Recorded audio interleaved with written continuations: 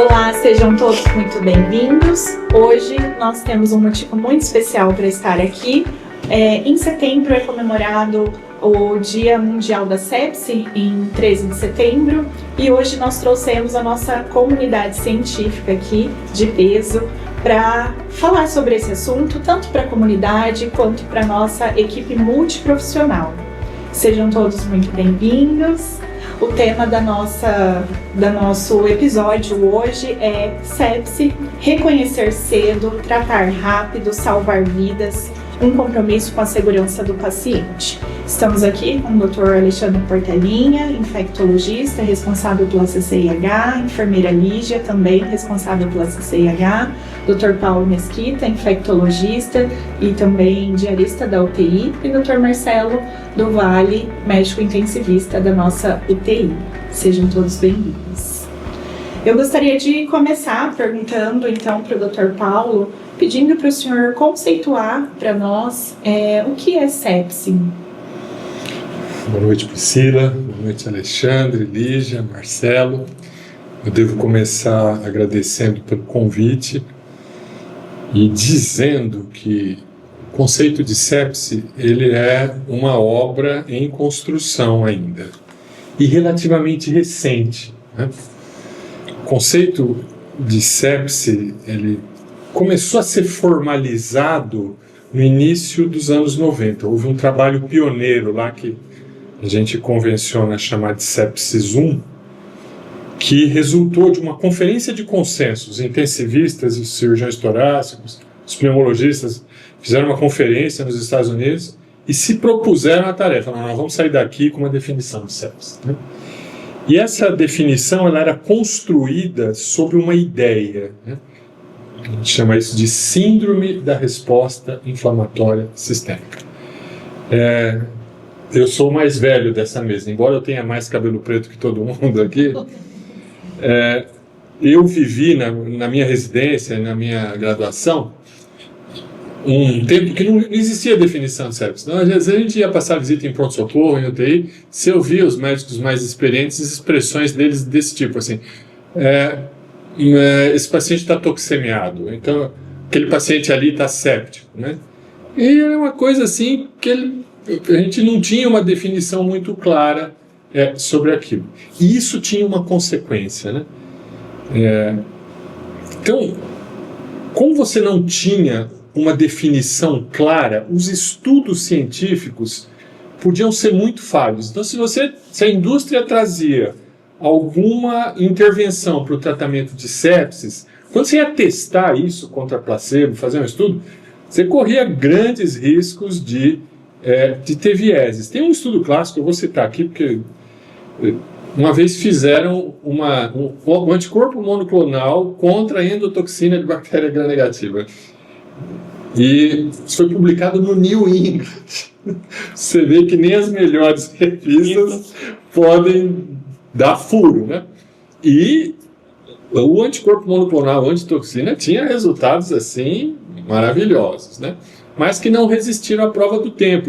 E o estudo foi retratado, ele foi retirado.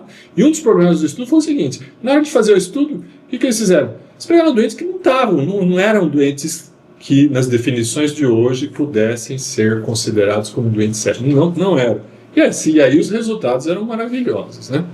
O estudo da Ziegler, isso é um estudo famoso que foi retratado. Isso foi 89, 90. Em 93 veio o Sepsis 1, então, e ele foi criado em cima disso, né? O conceito de síndrome da resposta inflamatória sistêmica. E ele foi construído com base em critérios, tinha alguns critérios lá, aumento da frequência cardíaca, hipotensão, infecção, e foi um marco, foi um estudo pioneiro. Assim. Foi com base nele que outros estudos para testar tratamentos puderam ser desenhados de uma forma mais robusta e mais confiável. E ele ficou assim por 10 anos. No começo dos anos 2000 foi proposto aquilo que se convencionou chamar de Sepsis 2, que era, aí assim, no começo eram 4, tinha um dado laboratorial só, que era a contagem de leucócitos maior que 10 mil ou menor que 4 mil, e só, os outros dados eram clínicos, era que o médico via ali à beira do leito, né? E ele foi feito assim de propósito, que era para ter uma sensibilidade baixa, para desencadear os protocolos rapidamente, você não precisar ficar recorrendo a exame laboratorial. O Sepsis 2 manteve isso, mas acrescentou N outros critérios laboratoriais, de imagem, tudo.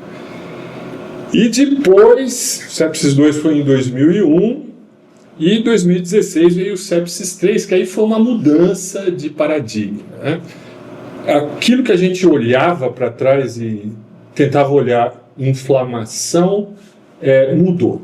O paradigma mudou para agora a gente vai olhar para disfunção orgânica. Então a definição atual de sepsis se constrói sobre esse alicerce. Precisa haver disfunção orgânica, né?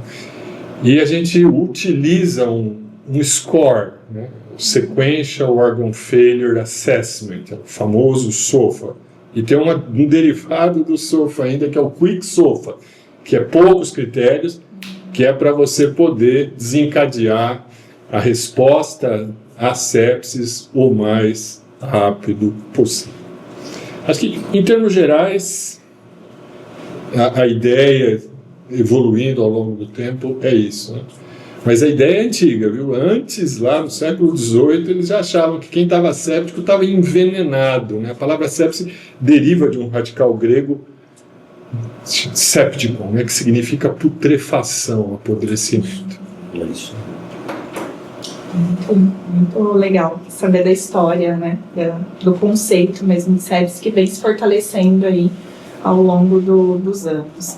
O senhor pode trazer para nós alguns principais dados epidemiológicos de sepsis no Brasil e no mundo, taxa de mortalidade?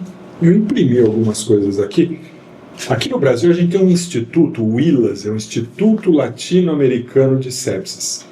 E lá, eu esqueci, o Marcelo deve lembrar o nome, mas tem um pesquisador lá, ele foi meu contemporâneo na Paulista. Ele é alguém que se dedica, desde aquela época, a estudar sepsis, tá? E, entre outras coisas, estudar a epidemiologia da sepsis. E tem no site da Organização Mundial de Saúde, né, o Dia Mundial da Sepsis. E lá nesse site tem alguns dados interessantes aqui que eu não vou lembrar de cabeça, vou pedir licença para ler para vocês, né? Mas, por exemplo, a sepsis no mundo é responsável por cada 5 mortes, uma é por sepsis. Tá? Acredita-se que isso afete quase 50 milhões de pessoas por ano no mundo afora. Aqui no Brasil a gente, então, de novo, né, para você contar caso de sepsis, você precisa ter uma definição boa, você precisa ter um registro bom, e isso não é fácil. O que a gente tem de talvez mais acurado são dados de letalidade, né? Então, em países tem letalidade baixa, você vai ver, letalidade de sepsis é tudo por volta de 50%. Tá? Em países assim, com uma estrutura hospitalar de atenção à saúde semelhante à nossa. Mas tem alguns que são muito melhores. Você pega dado da Austrália, por exemplo, eles têm lá 30, 35% de mortalidade. É um agravo. Sepsis, assim, quando eu converso com os alunos, eu falo assim, fala os 3 assuntos mais importantes da medicina. Sepsis é um deles, com certeza. Uhum. E o senhor trouxe, eu imagino que deva ser bem complicado. Nós estamos falando hoje, né? Estamos numa localização privilegiada, temos recursos, temos estrutura, temos acesso. Eu imagino em locais com menos estrutura, menos acesso a serviços de qualidade, o quanto que não deve ser subnotificado, subdiagnosticado. É muito importante, acho que a gente tem que mudar esse conceito aí para a gente conseguir salvar mais vidas realmente. É algo muito... Sim. Criança, né, importante, em países de baixo recurso, o tributo que se paga para a sepsis é alto. Doutor, e se a gente for falar para a comunidade em uma linguagem mais acessível, assim, para que a gente possa divulgar para os nossos seguidores, né? O que o senhor destacaria de sinais de alerta?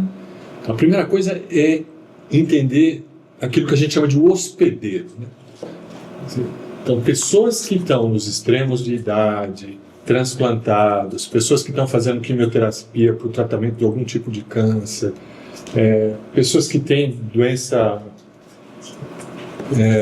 autoimune, que precisa tomar imunobiológico. Os meus colegas vão se lembrar, né? Pessoas que não têm baço. Então, são indivíduos que estão sob um risco maior de desenvolver sepsis. Então, primeira coisa, independente de ter ou não sintomas, se tiver essas características que eu falei, são indivíduos mais propensos ao desenvolvimento de sepsis. O quadro clínico é complicado para o leigo visualizar isso, mas tem alguns sinais que são claros, né? A ocorrência de febre ou de hipotermia, né? A temperatura baixar, taquicardia, queda da pressão arterial, sonolência, delírio. Tudo isso é sinal de processo infeccioso em atividade e que dentro desse contexto, nesses pacientes, precisa ser levado a sério, precisa ser avaliado por médico. E os médicos precisam ficar ligados. Tem estudo mostrando que até 30% dos médicos não sabem reconhecer sepsis. E quais são os principais focos, assim, que tem acometido? O Willas tem dado disso. Vou mostrar aqui, né? Mas o principal é pulmão, depois urina, depois via urinária e depois outros. Vem um monte de coisa aqui, né? São esses que eu falei. O mais comum é a infecção pulmonar mesmo, né? Depois trato urinário, depois infecções abdominais e depois vem uma miscelânea com várias outras causas. Muito interessante, o Dr. Portelinha gravou um vídeo recentemente pra gente colocar nas nossas redes sociais. Eu gostei muito da definição, uma resposta exacerbada do nosso organismo, né? E o senhor falou que exatamente isso, que às vezes uma infecção de urina num adulto, e sem essas características que o senhor trouxe, né, adicionais, pode ser uma coisa. Agora, nesses extremos, nesses outros pacientes, ele pode levar à letalidade, realmente. Então, é de se considerar, né? E o Dr. Portelinha está conosco aqui diariamente, na nossa vivência, em pronto atendimento, nos setores de internação. Como que o senhor traz que o senhor pode contribuir conosco nessa questão da vivência da sepse realmente no dia a dia, nesses setores de internação, na identificação precoce ali no pronto atendimento? Boa noite, Priscila. Obrigado pelo convite de estar aqui. Boa noite aos meus colegas, Dr. Paulo, Dr. Marcelo e a enfermeira Lígia. São dois cenários diferentes, né? Sepse no pronto-socorro e na unidade de internação. Por que eu considero dois cenários diferentes? Primeiro porque a etiologia, sendo bacteriana, são bactérias, mas o perfil de resistência é diferente. Então, quando a gente tem uma infecção que vem da comunidade, a gente pensa em algumas bactérias, e quando essa infecção, essa sepse ocorre dentro do ambiente hospitalar, a gente já pensa em bactérias com perfil de resistência diferente, tá? E também o diagnóstico no pronto atendimento, ele é um pouco mais difícil. O paciente chega para ser atendido pela primeira vez, passa por uma triagem de enfermagem, o médico vai avaliar, e na primeira avaliação nem sempre ele consegue detectar que aquele paciente está com quadro de sepse. Ele detecta que o paciente pode sim estar com uma infecção, como o Dr. Paulo comentou, uma infecção pulmonar ou urinária ou qualquer outra, mas ainda talvez ele não mostrou sinal de sepse, certo? E por isso os critérios hoje para sepse incluem, além dos sinais clínicos que já foram mencionados pelo Dr. Paulo, existem alguns exames laboratoriais que fazem parte disso, né? E ali nós temos então o que a gente chama de sepse, a gente pode ter sepse confirmada ou presumida. Isso vai nos fazer com que tenhamos uma ação imediata ou possamos esperar algum tempo para poder definir a terapia, tá? Então são cenários diferentes, mas as duas com gravidades iguais. Então sepse é uma situação na medicina das mais graves que tem, e nós temos que agir de pronto. Tanto é que nós, depois isso vai ser comentado aqui, mas nós temos 1 hora para iniciar um tratamento, diagnóstico e tratamento adequado para termos um desfecho favorável. Caso isso passe além do indicado, o desfecho com certeza será desfavorável. O Dr. Paulo acabou de mostrar dados aqui que chega a 50%, né, de mortalidade na sepse. E por isso que aqui no Hospital Yamada e outros hospitais também com serviço de excelência no mundo afora, elaboraram protocolos de atendimento à sepse, que são, digamos assim, elaborados e a gente replica eles aqui, obviamente atualizando eles para a nossa realidade, pelo ILAS e pelo Survival Sepsis Campaign. Então, esses protocolos são feitos para a gente tentar identificar se o indivíduo está com sepse ou não, mesmo no pronto-socorro como na enfermaria. E, então, as situações são diferentes, porém, diferentes do ponto de vista de diagnóstico. Às vezes demora mais no pronto-socorro do que na enfermaria, até porque na enfermaria nós temos ali uma vigilância a todo instante da equipe de enfermagem. Isso ajuda muito, certo? E esses protocolos fazem com que a gente, então, tenha um final favorável quando ele é aplicado de forma correta nos dois ambientes. E como que a sepse pode evoluir rapidamente? Como que é essa resposta realmente do organismo? Então, veja bem, você fez um comentário agora há pouco de um vídeo que eu fiz há alguns dias, que foi no dia 13, que é o dia que a gente comemora, o dia da sepse, que é um dia apenas comemorativo para lembrar que a sepse está aí, né? Eu falei disso, né, que a sepse é uma resposta exagerada, exacerbada, do nosso organismo frente a um quadro infeccioso. Então, essa resposta ela pode ser muito rápida e às vezes não dá tempo de a gente recuperar o que já está acontecendo de ruim no nosso organismo. Por isso que o quanto antes os sinais de sepse forem conhecidos, melhor. O Dr. Paulo citou alguns que são sinais que até a comunidade pode eventualmente reconhecer, mas esses protocolos nós temos outros exames que a gente solicita para reconhecer a sepse. Então, ela evolui rapidamente quando não é reconhecida rapidamente. E lembrar que um quadro infeccioso, quando você entra com antibiótico, ele está já alguns passos na nossa frente. Nós temos então que trabalhar com toda a equipe para alcançar aquele processo inflamatório que já está bem ativo e tentar resolver o problema. Então, quanto antes a gente agir, melhor será o desfecho.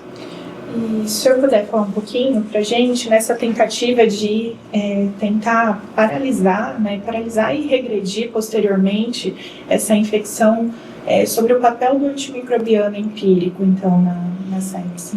Tá. Então, assim, inclusive hoje eu estava dando aula para os alunos e eu comentei com eles, né, o que precisa para prescrever um antibiótico. Qual o conhecimento que você tem que ter? São vários, mas tem dois principais, tá? Primeiro, qual é a bactéria que você está querendo atingir? Com quem que nós estamos lidando?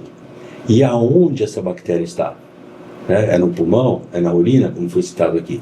Porque tem antibióticos que têm atividade para bactérias gram-negativas, outras gram-positivas. Mesmo nas gram-negativas, elas são diferentes, então algum antibiótico serve para uma, não serve para outra, e para gram-positiva a mesma coisa. Então eu tenho que saber com quem eu estou lidando, tá? E se a infecção é no pulmão, no rim ou no cérebro, também existe diferença, porque as moléculas dos antibióticos, alguns penetram bem no cérebro e outras não. Outras penetram bem no pulmão e outras não. Então esse conhecimento, ele é essencial, tá? E então, assim, você citou o pronto-socorro, né? Uma sepse que vem do pronto-socorro. O médico, ele tem que ter um conhecimento de qual é a flora da comunidade, que tipo de bactéria que existe na comunidade e qual é o perfil de resistência que ela tem, para ele poder indicar o antibiótico de forma correta, tá? Já no ambiente hospitalar, nós estamos lidando com enfermaria, a UTI, onde trabalha o Dr. Marcelo e o Dr. Paulo, são bactérias com um perfil de resistência diferente. Então, os antibióticos terão que ser outros. Então, esse é um tratamento empírico. E o empírico significa o quê? A gente ter um conhecimento de quais são as prováveis bactérias que estão causando infecção no pulmão, na urina, no rim, e prescrever um antibiótico que a gente acha, ou acha não, né? Antibiótico que, baseado nos estudos, é a que está causando a infecção pulmonar na comunidade, ou na UTI, ou na enfermaria. Então, isso que é a importância da prescrição empírica do antibiótico. Até porque no pronto atendimento a gente ainda não sabe quem é o inimigo, né? Que a gente Exatamente. A gente ainda não tem resultado de cultura. Isso. A gente tem uma ideia das prováveis causas, mas a gente não tem certeza ainda. Eu gostaria de envolver nossa equipe multiprofissional, né, no nosso assunto, que é tão rico de informações para ser explorado, mas como que a gente consegue, pensando que a gente tem falado aqui sobre o tempo, né, que é muito importante no diagnóstico, no tratamento, como que a gente, como equipe multiprofissional, consegue detectar, perceber essas alterações até sutis no início, né, que podem evoluir para essa resposta exacerbada, mas como que a gente consegue reconhecer, Lídia? Boa noite, doutores. Estou no meio dos mestres aqui, né? E boa noite, Priscila. Então, o desafio é esse, né? A identificação precoce para que a gente tenha o tempo hábil aí para as condutas médicas. A gente sempre costuma, nos treinamentos, estar apontando para a enfermagem que eles têm que ter empoderamento do protocolo. E, na verdade, a gente tem uma ficha, né, de abertura para analisar que aquele paciente está tendo uma resposta inflamatória ou até mesmo já está com alguma disfunção orgânica. E a partir dessa identificação, que aí o médico vai dar seguimento ao protocolo ou não. Então, não significa do enfermeiro estar abrindo ali muitas vezes esse documento sinalizando que realmente vai ser uma sepse. E a questão da identificação, a enfermagem ela está mais beira-leito, então ela consegue identificar os sinais vitais, algumas alterações sutis que esse paciente já apresenta na clínica. Porém, não é só a enfermagem, né? Um fisioterapeuta é capaz de avaliar que esse paciente ontem estava de uma forma, hoje ele está de outra, ontem ele não estava fazendo uso de oxigênio, de repente a saturação abaixou, está com leve desconforto respiratório, usando musculatura acessória, e pode já ser uma disfunção orgânica, né? Muitas vezes ele não vai ter aquela rotina da enfermagem de abrir a ficha de atendimento, mas é muito importante estar envolvendo os profissionais, a equipe multi, nesse olhar na clínica do paciente. E para a enfermagem, né, a gente tem vários critérios, né? É óbvio que tem a parte clínica dos exames laboratoriais, mas até mesmo uma alteração de exame, a enfermagem pode estar sinalizando para o médico antes mesmo dele chegar até o hospital, né, numa enfermaria. Ou esse paciente começou a ter temperatura, como o doutor já falou, né, febre, ou a hipotermia, ele está taquicárdico, ou mesmo esse paciente está agitado, né? Às vezes o pessoal fala, ele está confuso, né? Então já é um sinal. E quando a gente olha isso até mesmo no pronto-socorro, né? O quanto que idosos que vêm com infecção para atendimento na triagem, eles chegam com essa confusão mental que a família fala, ele não é assim, ele tem um Alzheimer, tem as doenças de base, mas ele está pior, ele está mais agitado, ele está mais confuso. Então são esses sinais que a gente tem todos documentados ali na ficha para estar norteando a equipe multi no direcionamento. E depois que a gente dá o start, ainda, né, a gente tem uma rotina no hospital de cronometrar essa primeira hora, né, para que a gente não se perca entre todas as demandas que tem dentro desse pacote de 1 hora, até mesmo controlar o tempo do laboratório, o tempo da coleta das culturas, da administração do antibiótico, enfim, todo o pacote. Então é muito importante essa interação da equipe multi, né, dentro do protocolo de sepse. Isso que eu queria pedir para você citou aí durante a sua fala, para você trazer um pouquinho dessa iniciativa que a gente implementou aqui, inclusive ideia sua, em discussão de caso. A Lígia teve essa ideia aí desse cronometrar realmente, que isso estivesse disponível para a equipe multiprofissional, para a gente saber que tem do protocolo que a gente está, né? Traz um pouquinho para a gente como que é essa dinâmica. Sim. Qual que era a nossa preocupação? É a transição do cuidado, né? Esse paciente chega no pronto atendimento, como o doutor já falou, tem aquele tempo. Então, a gente teve que desmistificar esse negócio, leva para UTI, leito de UTI, né? Não, vamos tratar a sepse aqui, depois que estabiliza esse paciente, que a gente vai, né, verificar o leito. E essa questão do tempo ali, a gente via que às vezes era um risco de se perder e esse pacote passar aí da primeira hora perdendo o tempo ouro. Então a gente teve essa ideia de montar esse fluxo e uma prancheta que vai junto com um cronômetro. Quando a enfermagem identifica, né, o médico fala sepse, dá o start e aí começa todo o relógio, né? E se precisa fazer essa transição, a gente tem a ferramenta de comunicação que é o SBAR, tem que estar documentado lá, e na passagem ali beira-leito, tá falando, ó, já se passaram aí 40 minutos do atendimento ao paciente com ficha para sepse. Né? Então, foi essa questão da transição que, como eu gerenciei a sepse por alguns anos, a gente via que tinha que melhorar um pouquinho ali esse processo. Deixa eu fazer um comentário só sobre relação a isso. Essa dinâmica que foi criada e o treinamento dos profissionais de saúde que trabalham no pronto-socorro melhorou muito, né? Dos anos que vem vindo, melhorou muito esse tempo que a gente tem que ter dentro da primeira hora, porque a triagem de enfermagem ela está hoje muito bem treinada para poder reconhecer esses sinais, os sinais clínicos, né, não os laboratoriais, mas os sinais clínicos que chamam a atenção para uma provável sepse, certo? Então ali já é disparado o protocolo sepse. Entendeu? Depois, se não for sepse, aí é outra história. Mas não pode perder o tempo, né? Então, porque no passado perdi-se muito tempo com isso. E aí a gente via muitos desfechos desfavoráveis. E eu já cheguei a ver aqui um caso de sepse que nós fechamos o protocolo em 15 minutos. Tá? Ele não precisou de 1 hora. 15 minutos, estava tudo pronto, tudo feito, tudo coletado, antibiótico administrado. Entendeu? Então, é possível sim fazer em bem menos de 1 hora. E lembrando também que nós temos as escalas, né, de identificação precoce, que a enfermagem preenche a beira-leito, que é a escala de Mills e de Mills para gestante, que vai sinalizar que aquele paciente precisa de um alerta.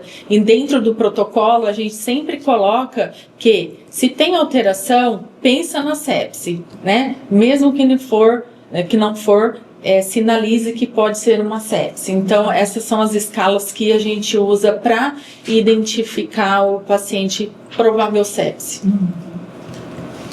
Doutor Marcelo? Quero fazer um comentário antes de passar por... Só um segundinho, Marcelo. A Lígia é enfermeira da CCH, então, eu queria fazer um comentário. Aquilo que eu disse da terapia empírica, né, para uma sepse na UTI, na enfermaria, a CCH é muito importante para isso, porque os dados coletados pela CCH é que vai nos informar qual é a flora do nosso hospital, né? O perfil de resistência da pseudomonas, da Escherichia coli, Klebsiella, do Staphylococcus aureus e assim por diante. Então é baseado no que é feito na CCH que nós temos a resposta da resistência das nossas bactérias aqui dentro do hospital. E os outros hospitais, mundo afora, também fazem isso, né? Os que têm o serviço de CCH. Ele é feito para isso, para fazer uma busca ativa e identificar qual é o perfil do nosso hospital. Então, quando eu prescrevo um antibiótico empiricamente, eu prescrevo baseado naquilo que eu conheço, baseado no que a CCH me informa, tá? Então, essa é a importância da CCH.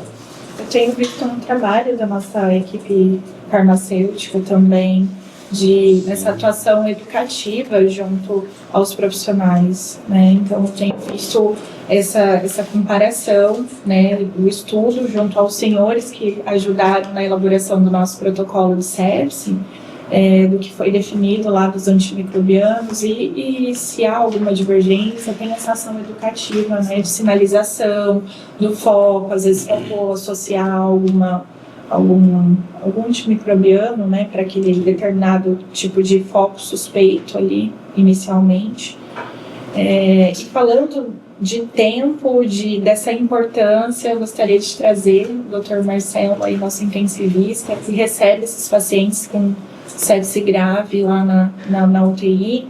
Doutor, se o senhor puder falar desse pacote da primeira hora, dessa importância, né, o quão importante é para o desdobramento do trabalho dos senhores também lá na UTI, e como que é o recebimento desse paciente, a admissão desse paciente lá na UTI. Boa noite, Priscila, Paulo, Alexandre, Lígia. Obrigado pelo convite. É um prazer estar participando aqui desse podcast. E aquilo que o Paulo, o Alexandre e a Lígia já expôs de maneira muito clara,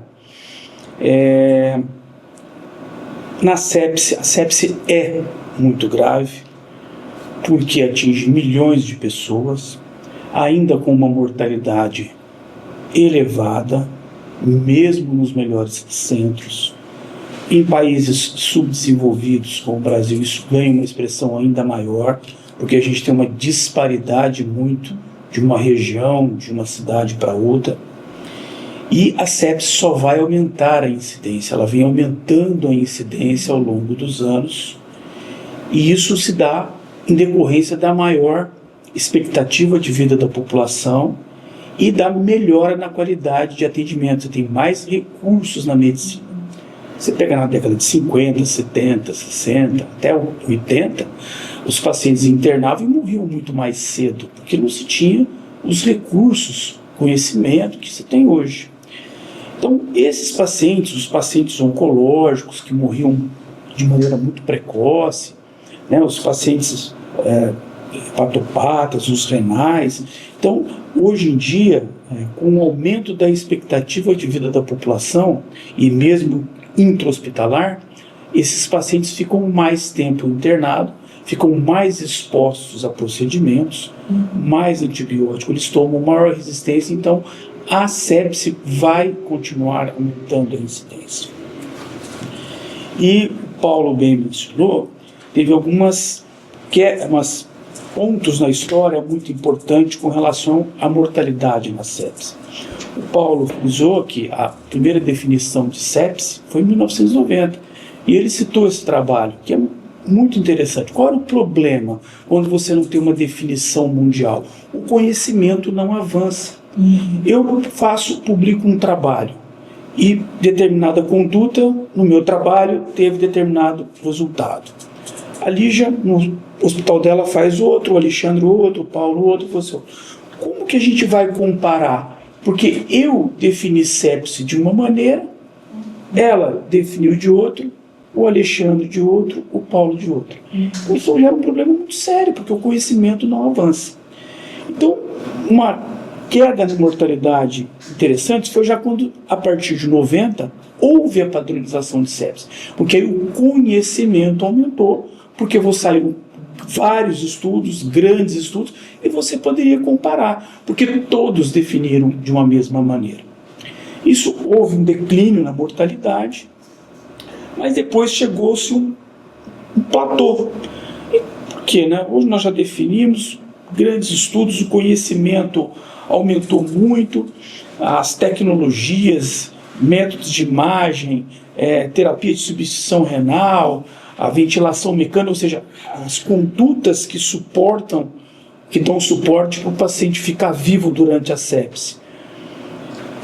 E não começou a cair mais essa mortalidade. E aí foram ver que era uma falta de padronização na terapêutica. Já se tinha o conhecimento, se tem o recurso, mas não atacava o problema da maneira como ele teria que ser atacado. Então, Aí veio outra grande queda na mortalidade, quando o Survive Sepsis Campaign, que é aquela campanha de sobrevivência na sepsis, que são várias especialidades do afora, terapia intensiva, infecto, pneumo, cirurgia torácica, enfim, são várias especialidades de doente crítico pelo mundo afora, que tem um comitê, eles se reúnem a cada 4 anos. Dentro desse prazo de 4 anos, eles analisam os grandes estudos que tiveram maiores impactos para redefinir a conduta. Então, nada mais, essa campanha de sobrevivência na sepsis foi fazer um protocolo em que você vai atender o paciente por demanda de prioridades. Eu gosto de comparar, quando dou aula, com, pra você ter uma ideia, claro, o outro é um curso de imersão, o Survive Sepsis Campaign, na verdade, é um documento, mas eu gosto de comparar muito com o ATLS e o ACLS. Né? Então, o atendimento ao paciente com parada cardiorrespiratória, com arritmia e com infarto, foi antes do ACLS, que é o Advanced Cardiologic Life Support, porque ele te bota numa rotina de tratamento em que você tem que atuar no que mata primeiro. A mesma coisa aconteceu com o trauma, o Advanced Trauma Life Support, que você vai priorizar o atendimento. E a premissa do ATLS é: trate primeiro o que mata primeiro. E nem sempre é o que é mais aparente é o que mata. Então, antigamente, antes de ter a premissa do ATLS, chegava um paciente politraumatizado, vítima de um acidente automobilístico, por exemplo, com um corte, uma laceração no couro cabeludo, que é extremamente vascularizado, sangra muito. Então a pessoa se atentar, porque aquilo que saltava aos olhos. E a gente sabe que uma lesão corto-contusa de couro cabeludo não mata ninguém. Né? E aí se dava atenção a isso, que é o que mais aparecia, e não fazia um diagnóstico, por exemplo, de um pneumotórax hipertensivo, de um choque hemorrágico interno, de uma lesão de coluna cervical. Então, quando ele se parametrizou isso, a mortalidade teve um declínio na situação do trauma. E o Survive Sepsis Campaign veio para fazer isso, embora não seja um curso de imersão, mas sim um documento que é lançado a cada 4 anos, ele veio parametrizar o tratamento. E aí houve um grande declínio. Então, quem conduz uma sepse, sobretudo um choque séptico, baseado nesse preceito, houve uma queda importante da mortalidade. E depois deu aquela estabilizada, e aí veio outro boom de queda da mortalidade. Então já estava se fazendo tudo isso, caiu, mas depois começou a ter um platô de novo. E aí foram analisar o porquê disso. Porque o diagnóstico era feito, mas o paciente não ia direto para a UTI, porque não tinha vaga. Então esse paciente ficava, mesmo com o diagnóstico feito, numa recuperação pós-anestésica, num pronto atendimento, numa enfermaria, o tempo passando, olha, está em sepsis, nós pedimos uma vaga, mas não havia leito disponível. E quando esse paciente chegava na UTI, 6, 8, 10, 12 horas depois, com todo o conhecimento que se tem na terapia intensiva, com todo o recurso, com toda a parametrização de tratamento baseado no Sepsis Campaign, tudo que a gente fazia, você via que você não conseguia reduzir a mortalidade. Então, isso veio provar que o tempo joga contra nós, contra o indivíduo. Então, é fundamental o diagnóstico, claro, precoce, mas não só o diagnóstico, o início do tratamento, o início da ressuscitação. Isso é muito importante. Isso ficou muito bem visto, uma coisa que todo mundo já sabia, mas não tinha documentado. Eu estava no hospital de base fazendo residência nessa época, em 2001, e a minha chefe, a doutora Suzana Lobo, que é uma das maiores conhecedoras de sepsis, choque séptico no Brasil, inclusive presidente da Associação de Medicina Intensiva Brasileira, uma pessoa que eu tenho orgulho de ter pertencido à equipe, e ela fez um negócio de maneira brilhante. Ela pegou, fez um trabalho retrospectivo, como o Paulo, o Alexandre, sendo mais técnico, que tem menos impacto do que um prospectivo, Mas ela pegou o seguinte, pegou num determinado tempo, para trás, retroativamente, e pegou todos os pacientes que entraram na UTI, em sepse ou choque séptico, e fez 2 grupos. Os que entraram com menos de 6 horas do início de diagnóstico e outros que entraram com mais de 12 horas do início de diagnóstico. E comparou os grupos que tinham tido o mesmo tratamento. Se houve alguma falha, esse paciente era excluído de um grupo ou de outro. Ou seja, os 2 grupos eram exatamente iguais em termos de conduta oferecida. E foi absurdo. A diferença de mortalidade no grupo que chegou mais tardiamente na UTI, que demorou mais a ser ressuscitado, foi infinitamente maior. E esse trabalho foi retrospectivo e foi apresentado via apresentação oral no Congresso Mundial de Terapia Intensiva na Austrália em 2001.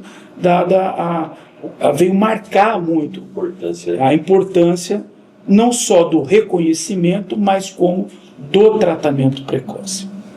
E aí entra, pegando o gancho da Lígia aí, o envolvimento multidisciplinar. Eu falo sempre aqui no hospital, não só em relação à sepse. O médico é uma pequena parte do tratamento do paciente. Uma andorinha só não faz verão. O médico é uma pequena parte. Junto com o médico tem técnico de enfermagem, tem a enfermagem, fisioterapia, CCIH, nutrição, farmácia. Então, o sucesso da sepse começa por um trabalho multidisciplinar. Reconhecimento precoce da síndrome e início de ressuscitação. Isso não é possível se não houver um envolvimento multidisciplinar. E aí, falando da precocidade no tratamento, hoje é muito fácil fazer o diagnóstico de sepse, como o Paulo bem frisou. Hoje, quem tem sepse é quem tem infecção, e a essa infecção, pelo menos uma disfunção orgânica. E a gente pesquisa 7 disfunções orgânicas: neurológica, diagnóstico clínico, escala de Coma de Glasgow; hemodinâmica, diagnóstico clínico, aferição de pressão e perfusão; respiratória, oximetria de pulso para ver a oxigenação do paciente; renal, aí tem que ser exame laboratorial, ureia e creatinina, uanúria oligúrica, clínico e laboratorial; hepática, provas de função hepática, nós vamos pesquisar; e hematológica, que é a contagem de plaquetas. E a 7ª disfunção, que é o que a gente chama nós vamos avaliar hipóxia oculta, que é o lactato. Então, um paciente que tenha pelo menos uma dessas 7 infecções, dessas 7 disfunções orgânicas relacionadas à infecção, ele já tem sepse.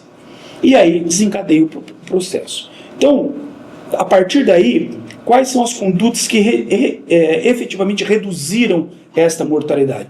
Diagnóstico precoce e início precoce.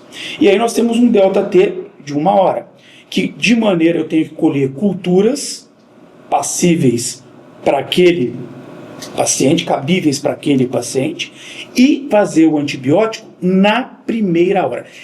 Parece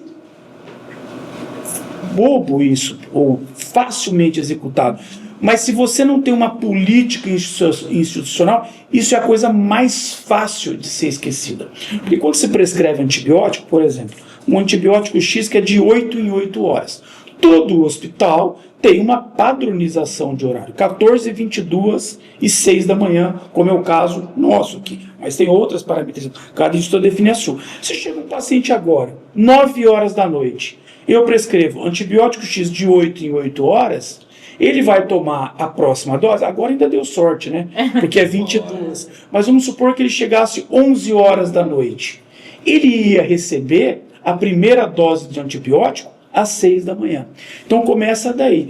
Antibiótico é na primeira hora. Colho as culturas e antibiótico na primeira hora. Isso parece um detalhe, mas reduz a mortalidade. Eu atrasar esse tempo de antibiótico, mesmo eu acertando, como o Alexandre falou, a bactéria, o antibiótico sendo sensível à bactéria, tendo uma penetração correta naquele tecido-alvo, o fato de eu adiar isso aquém de 1 hora, eu já estou aumentando a mortalidade do meu paciente. Então eu falo que quando eu dou aula, antibiótico, para sepsis a gente prescreve de 8 em 8 horas e agora, início imediato. Não importando que a segunda dose tem um intervalo menor do que 8 horas, não tem problema nenhum. Então, se ele chegar com 4 horas da manhã, ele vai tomar a primeira dose às 4 da manhã. E às 6, ele vai tomar a segunda dose. E a partir daí, segue de 8 em 8. Um ponto que é preciso frisar, eu estou falando aqui para a comunidade médica, né, para quem está lidando com a sepsis, seja no pronto atendimento, no centro cirúrgico, na RPA ou na enfermaria, é que a coleta do antibiótico, a coleta das culturas, o ideal é que seja antes da primeira dose, mas, em hipótese alguma, a gente deve postergar a primeira hora na impossibilidade de colher cultura. A coleta de cultura não reduz a mortalidade na primeira hora. Antibiótico terapia na primeira hora reduz a mortalidade. Então, às vezes tem um exame de urina para cultura. Ah, não, eu não entrei com antibiótico ainda porque o paciente não urinou e eu não coletei a urina. Não tem urina para colher a cultura? Antibiótico. Quando ele urinar, você colhe e manda para a cultura. Isso é um ponto importante. Com relação ao antibiótico, é muito abrangente, o Alexandre já falou, eu tenho que ver a bactéria mais prevalente, o tecido que eu quero atingir, isso, importância fundamental do CCIH, porque, por exemplo, a gente sabe no Hospital Yamada, em cada setor, qual a bactéria mais prevalente, perfil de sensibilidade e resistência para cada infecção. Voltamos lá, ó. A importância da multidisciplinaridade. Sem um trabalho desse com CCH, eu fico no escuro. Então, quando eu tenho uma pneumonia associada à ventilação mecânica precoce, eu já tenho dados de qual a bactéria que mais cresce na minha TI e qual o perfil de sensibilidade. E isso é um trabalho do CCIH. Depois, é a ressuscitação desse paciente. O que é ressuscitação? Eu tirar esse paciente do estado de choque o mais rápido possível. Choque, a gente tem várias causas, são quatro grandes grupos de choque, mas todos traduzem a mesma coisa. Nós temos 2 conceitos de choque. Isso vale para todos esses grupos. O conceito hemodinâmico, que é baseado na queda da pressão e sinais de má perfusão relacionados a essa hipotensão. Então, o indivíduo com uma pressão arterial média menor que 65, ou uma queda de mais de 40 milímetros de mercúrio na pressão basal daquele indivíduo, associado a sinais de má perfusão, que pode ser alteração da consciência, oligúria, pulso fino, palidez cutânea mucosa, livedo reticular, enchimento capilar identificado, são vários. Então, o conceito hemodinâmico de choque é muito fácil. Eu afiro a pressão. Se o paciente estiver hipotenso com sinais de má perfusão, em tese ele já está com uma disfunção orgânica cardiovascular. E se ela não responder a volume no tempo adequado e precisar de droga vasoativa, já se faz o diagnóstico de choque séptico. E o segundo conceito é o conceito metabólico de choque, que na verdade esse é o que a gente busca atingir. Porque o conceito metabólico de choque é quando a minha oferta de oxigênio para cada célula do organismo não está conseguindo suprir a demanda. Então eu tenho uma oferta aqui na balança e a demanda, o que a célula está precisando de oxigênio está aqui. E o oxigênio, por isso que é vital para a nossa sobrevivência, porque a célula utiliza o oxigênio para gerar energia. Sem o oxigênio, essa célula começa a deixar de produzir energia e ela começa a entrar em disfunção. Se demorar muito para isso, essa célula vai morrer. Morrem-se as células, morrem-se os tecidos, morrem-se os órgãos e morre o indivíduo. Por isso que a principal causa de mortalidade na sepse, no choque séptico, sobretudo, é a falência de múltiplos órgãos. Não é a coagulação intravascular disseminada, não é a insuficiência renal, não é a insuficiência respiratória. É a falência de múltiplos órgãos. Por quê? Porque esse paciente ficou privado de oxigênio e essas células começaram a morrer e entrar em disfunção os órgãos e os tecidos. Então, a ressuscitação, que a gente fala é tirar esse paciente desse estado de choque, é adequar a oferta de oxigênio ao consumo dessa célula. E para isso a gente inicialmente faz uma ressuscitação volêmica, rápida, agressiva, de 30 ml por quilo. Isso não pode ser passado, não, é para passar isso em 15, 20 minutos, óbvio, desde que esse paciente não seja um cardiopata, porque eu vou ter que ir mais devagar e com mais vigilância pelo risco dele fazer uma insuficiência cardíaca, mas não sendo cardiopata, essa líquida de 30 ml por quilo, que no indivíduo de 70 quilos vai dar 2 litros, tem que ser 1 litro em cada acesso venoso calibroso para passar isso em 15 a 20 minutos. Afiro a pressão, o paciente ainda permanecendo hipotenso, eu entro com droga vasopressora, que é a noradrenalina, uma droga alfa-adrenérgica, para fazer vasoconstrição. Então, eu tenho que fazer isso muito rápido, o mais rápido possível. Eu tenho que estar com esse indivíduo com uma pressão boa, uma oferta de oxigênio boa, dentro de, no máximo, do mais rápido possível, dentro da primeira hora ou dentro das primeiras 4 horas. Não mais que isso. Esse paciente já tem que estar ressuscitado. E aí o tratamento de suporte, claro, ele está em choque, ele vai ser entubado, ele vai ter suplementação de oxigênio, eu vou entrar com uma estratégia protetora, né? E aí são os adjuvantes, a profilaxia da TVP, o controle glicêmico, que é fundamental, né? Durante a ressuscitação volêmica para resgatar esse rim. E aí é muito abrangente, porque a sepse já causa várias complicações, e aí à medida que isso vai aparecendo, a gente vai tratando. Mas basicamente é isso aí, antibiótico na primeira hora e ressuscitação, ou seja, tirar esse paciente do estado de choque, adequar a oferta de oxigênio ao consumo da célula. E a maneira da gente ver isso de maneira indireta é a dosagem do lactato. Então, o lactato hoje para a condução da sepse, sobretudo do choque séptico, é imprescindível. Imprescindível para o diagnóstico, porque ele é uma das 7 disfunções orgânicas. Segundo, por prognóstico. Claro, quanto mais alto o paciente chega com o lactato, mais grave ele é. E mais ainda do que o lactato de admissão, é o delta-lactato. Então, o paciente chegou, hora zero, eu colhi um lactato. E colho esse lactato 48, 72 horas depois. Comparo. É claro que eu vou dosar muitas vezes o lactato antes disso, mas eu faço um comparativo entre lactato de admissão e lactato com 48 horas. Os pacientes que caíram aquele lactato, ele tem menor sobrevida. Os pacientes que, a despeito do meu tratamento, o lactato se manteve ou até subiu, é porque ele não está respondendo, porque já se passaram 48 horas e eu não consegui tirar ele do estado de choque. Então, essa é a grande importância. Então, o lactato é importante não só para o diagnóstico, porque ele é uma das disfunções orgânicas, é importante para prognóstico e é o meu balizador de tratamento. Tudo que eu vou fazer, eu vou visar baixar o lactato, porque o lactato é o nosso visualizador do que está acontecendo dentro da célula.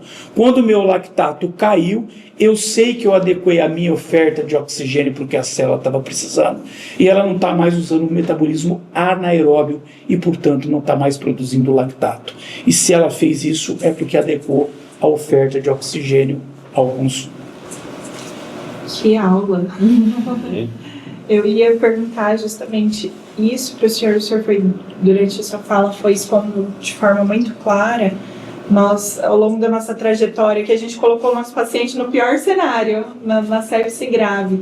Como que é esse monitoramento, né, a partir dessa detecção precoce, o senhor falou aí dessa tomada de conduta, dessas ações muito rápidas que nós precisamos. E como se desdobra esse monitoramento nos dias subsequentes desse paciente? O senhor já falou dessa dosagem do lactato posterior, né? E além disso, aí são vários sinais que são monitorizados, né? Desde frequência cardíaca, frequência respiratória, a própria pressão arterial, a função renal, o volume de diurese é muito importante, os exames laboratoriais, padrão de oxigenação que esse paciente está tendo, o controle glicêmico, né? Então, aí é multifatorial, esse paciente realmente tem que ser, de preferência, claro, conduzido em ambiente de terapia intensiva, porque é lá que se tem mão de obra especializada e tem os seus recursos de monitorização hemodinâmica, invasiva, minimamente invasiva. Hoje a gente tem vários métodos de monitorização hemodinâmica e que isso, claro, só é possível num ambiente onde se cuida do doente crítico, que é a terapia intensiva. E aqui no hospital a gente tem essa premissa, né? O pronto-socorro, a enfermaria fez o diagnóstico de sepse, tendo a vaga, correndo, não tem porquê ele ficar lá. O grande problema é que às vezes aqui e no mundo não se tem a vaga disponível. Então ele não pode ficar esperando a vaga sem tratamento. E aí, para finalizar, outro grande queda na mortalidade são os hospitais que têm o time de resposta rápida à sepse. Esse foi o último grande quebra de mortalidade. Hospitais que têm um time de resposta rápida à sepse, que vão percorrer o hospital inteiro, você fica hoje com o celular, mas tem que ser 24 horas, 365 dias por ano, a equipe de médico, enfermeiro e técnico de enfermagem para responder. Então, a pessoa suspeitou de sepse, ela aciona o time de resposta rápida, enquanto esse paciente espera um leito de UTI, ele já é ressuscitado no local.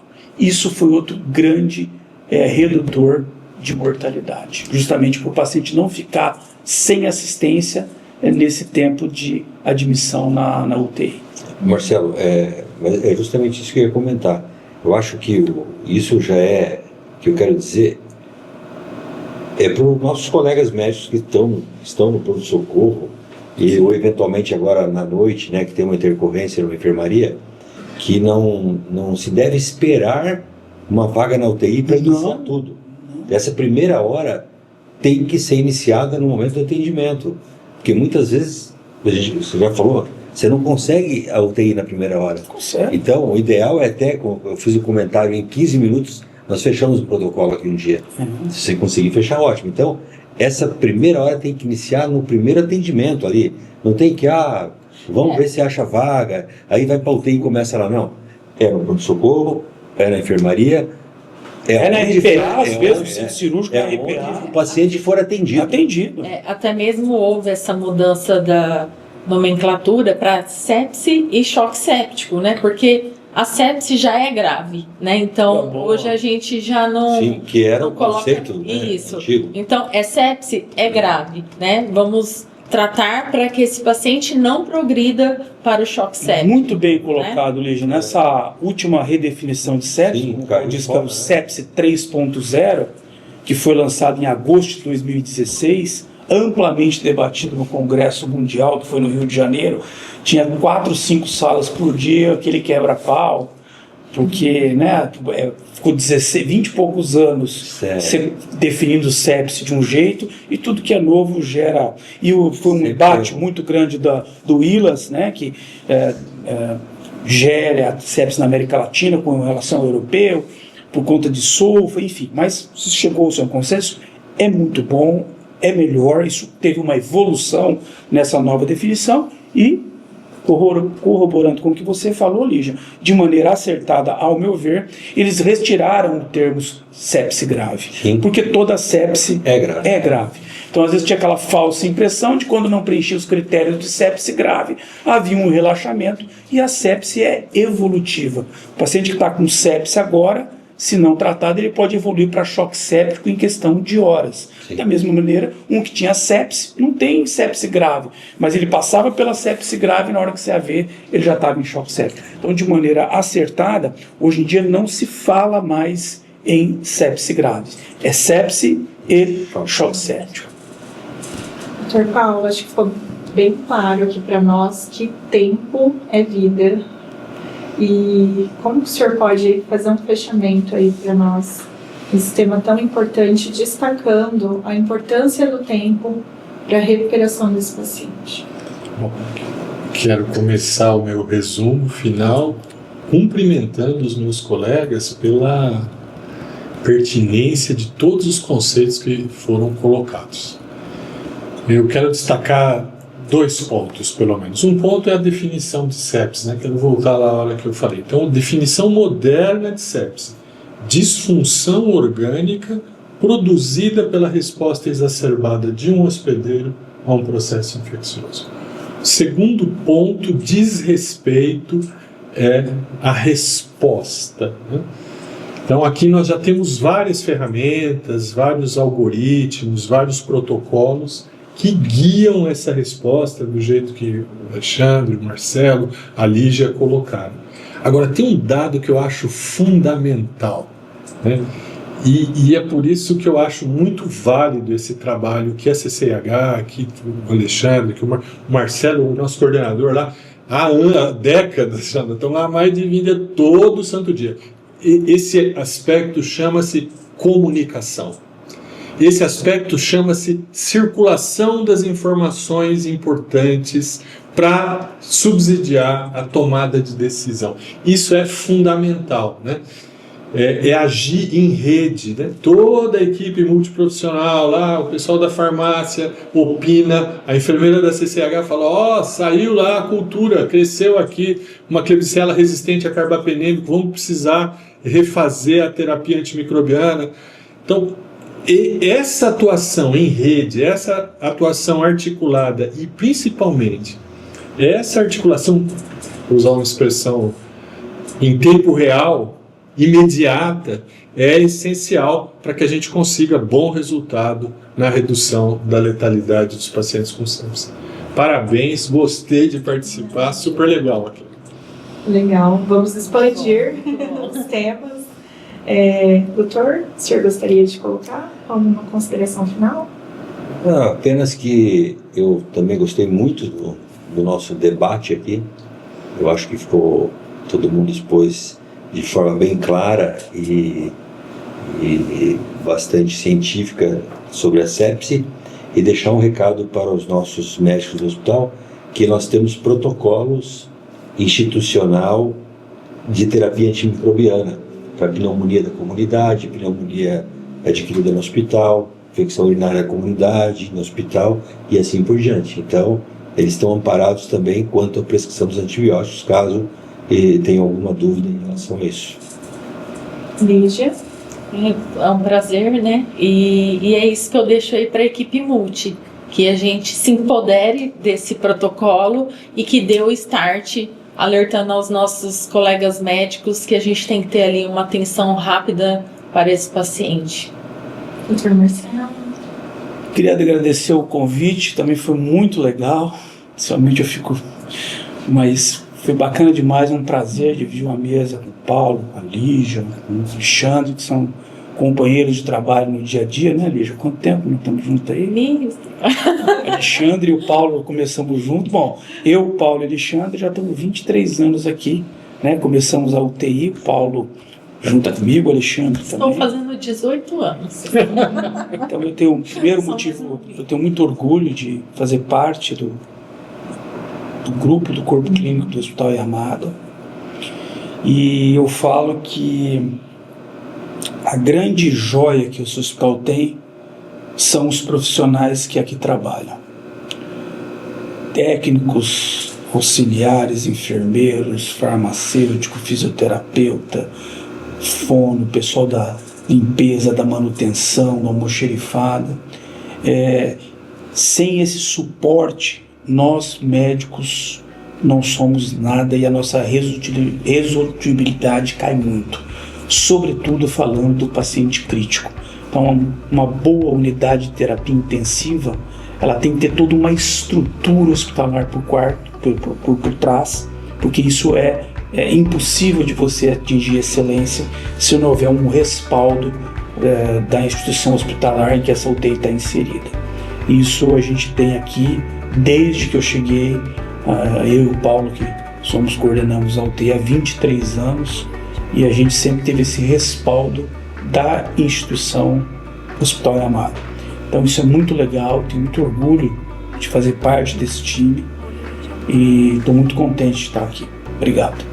Muito agradeço. Em nome do Hospital Yamada, eu gostaria de agradecer a disponibilidade de cada um dos senhores em debater esse tema tão importante, trazer conhecimento para a nossa equipe multiprofissional. E falando com quem está assistindo, senhoras e senhores, que aula!